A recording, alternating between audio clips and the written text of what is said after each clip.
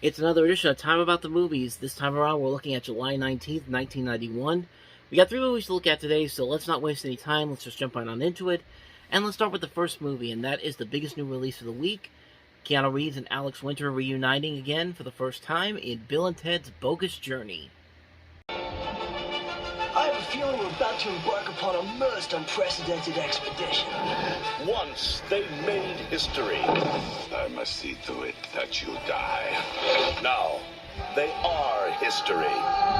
Bill and Ted are dead. Welcome to hell. It's the Grim Reaper, dude. How's it hanging, Death? But they're having one hell of a time. This is not what I expected this place to look like at all. We got totally lied to by our album covers, man. Taking in the sights. Not bad, dude. We totally knew a guy got one of those in his bucket of chicken. Making new friends. Excuse us, dude, but is there any way we can get back? You may challenge me to a contest. J7. You have sunk my battleship. Excellent! Best 2 out of 3. What? Enjoying the family. No way! Invading the present. I totally possessed my dad. Battling the future. You're metal, dude! Excuse us, but your shoes are untied.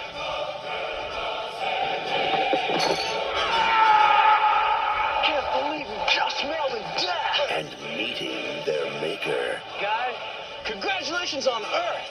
Not to mention your other great planets. Mars, Jupiter, Uranus. It's the comeback of all time. Bill and Ted's Bogus Journey. It's a trip. Best of 7? Damn right. Ah, dude! Left hand red. Ah! Yeah! Bill and Ted's Bogus Journey.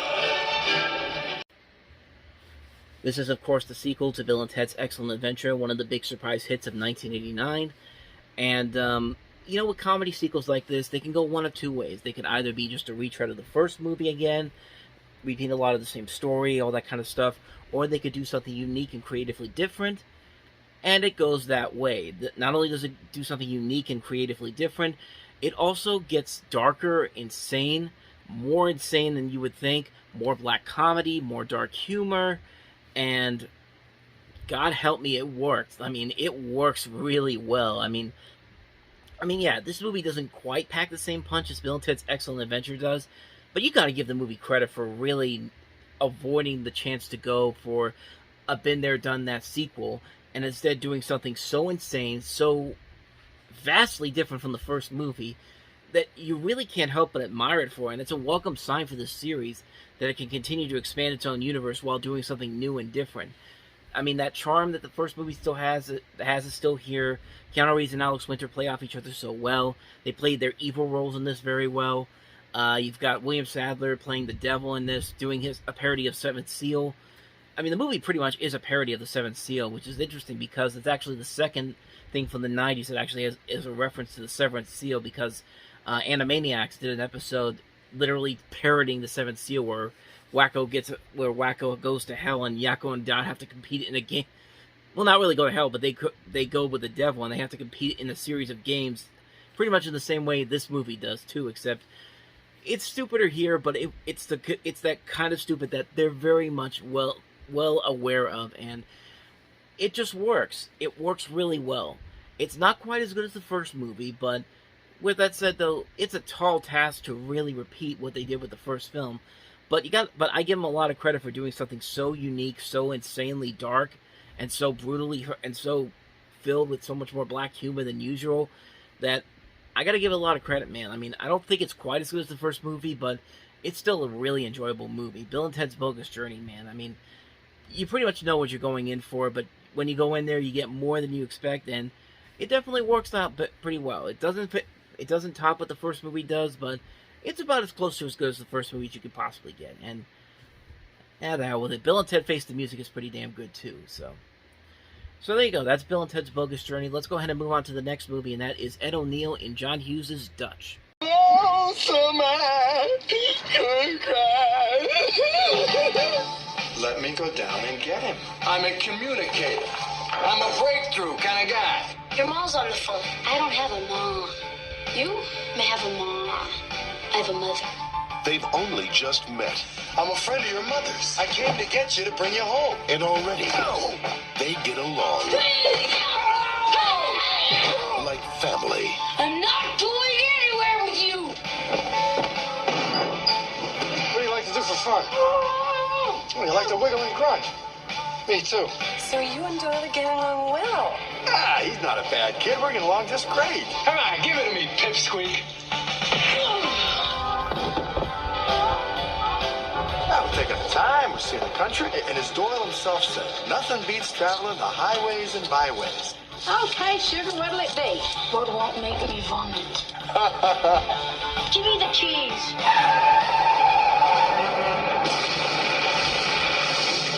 This isn't working out. We're not masters of the highway. We were robbed by homebound hookers. Only because you fell asleep and I got excited. You did? I know where Dutch and Doyle are staying tonight.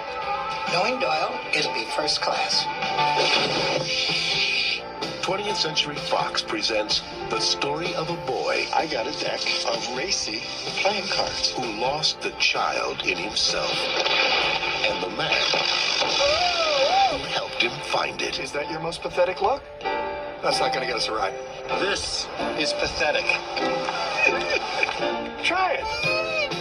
See, I'm not such a bad guy, huh? Dutch. You're like a great big demented child.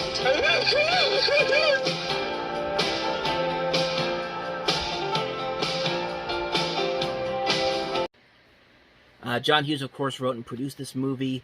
The director of this, Peter Feynman, this was actually his follow-up to Crocodile Dundee, the original Crocodile Dundee back in '86. And it was the last movie he did as a director. I mean, he hasn't really done anything since then. And it's pretty interesting, because Crocodile Dundee was one of the big hits of '86. You would have thought a guy who directed that movie could have gotten anything he wanted to. But he never got to direct Crocodile Dundee 2. He never did the other Paul Hogan movie, Almost an Angel. But this was his last movie that he did. And, I mean, right off the bat, you can pretty much tell that this is a Planes, Trains, and Automobiles knockoff. I mean, honestly, you just replaced John Candy with Ed O'Neill, Steve Martin with Ethan Embry, or Ethan Randall at the time. And like I said, Planes, Trains, and Automobiles was one of my favorite movies of all time. And seeing how I really hate another Planes, Trains, and Automobile knockoff in Due Date, chances are I probably would have hated this movie, but honestly, I don't. I don't think it's one of John Hughes' best movies overall, but it's certainly far worse from the worst things he's done. It's no classic, but to say there's nothing redeemable about it would be absolutely what am I trying to say here? I'm going with overstatement. Yeah, that's right. I'm not cutting that out. I'm moving along from here. Like I said, there are elements about the film I do really appreciate. I think Ed O'Neill really shows his abilities as a leading comedic actor. He's been in a couple movies where he's been the lead that he's actually been really funny. Here in particular, I also really like him in Little Giants as well. And I like the connection that he has with Ethan Embry. The jokes are very hit and miss. You can tell that this was probably made when Home Alone was just becoming the big hit that it would eventually become. And there are elements where they're trying to copy a little bit of Home Alone's gag, at least the Home Alone gags that they have in that movie. Sometimes they can be funny, other times not so much. It is definitely a mixed bag of a comedy that I think has more elements to it that do work than the elements that don't work. I think the biggest flaw of the movie is that it is really a Planes, Trains knockoff, but the cast does make it work well. The film does have some good laughs for the most part, and its heart is indeed in the right place. It's definitely one of those comedies that I think deserves a second look. I will say this, though.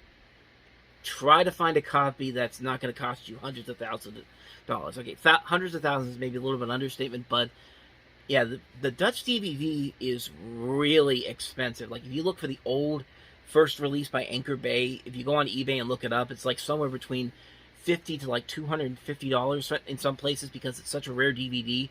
The Blu-ray is even more expensive. Like, I think one time, a long time ago, I think I saw it on eBay for like $300, but even nowadays at $100 for that, I mean, yeah, it's pretty expensive. But I don't know why. I mean, I didn't think Anchor Bay DVDs were that rare, but I mean, I'm lucky enough to have gotten the DVD of this back when it was reasonably priced at like $20. So Yeah, so I'm glad for that. I would like to get it on Blu-ray, but I don't want to. I'm not going to spend 100, 150 bucks on that. I mean, not for this movie, but I mean, like I said, if you can find a way to get it without spending too much money, or even look for it on streaming, because I'm pretty sure it's out there on streaming somewhere, I would say it's definitely worth at least a one-time watch. I think you'll find more of it in it than the trailer would expect you to think it is. So yeah, let's go ahead and move on to the last movie, and that is Prisoners of the Sun.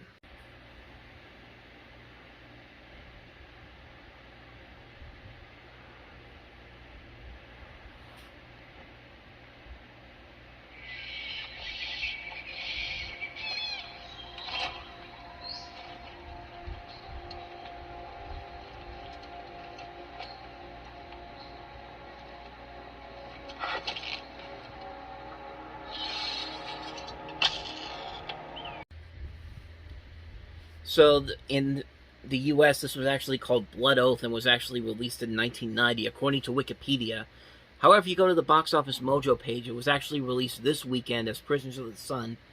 And I don't know who's right here, but I wanted to make sure that I didn't review this movie twice already, so I went back to the July 27th, 90 episode of Time About the Movies, and I did not look at this movie, so not really much more I can say about it, because honestly, I haven't seen this movie before. I can't really comment on it too much, but I will tell you that it does have a pretty decent cast to it. You got Brian Brown, George Takei, Terry O'Quinn, Deborah Unger, a young Russell Crowe. You also have Ray Barrett, and I mean, from the little bit I saw from the trailer, you didn't get to see the whole thing there, but from the trailer that I saw, it actually does look pretty decent. It looks like a movie that could be good.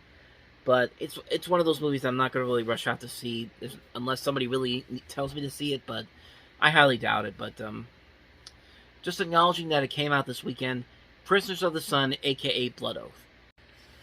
So on that note, we wrap up another edition of Time About the Movies.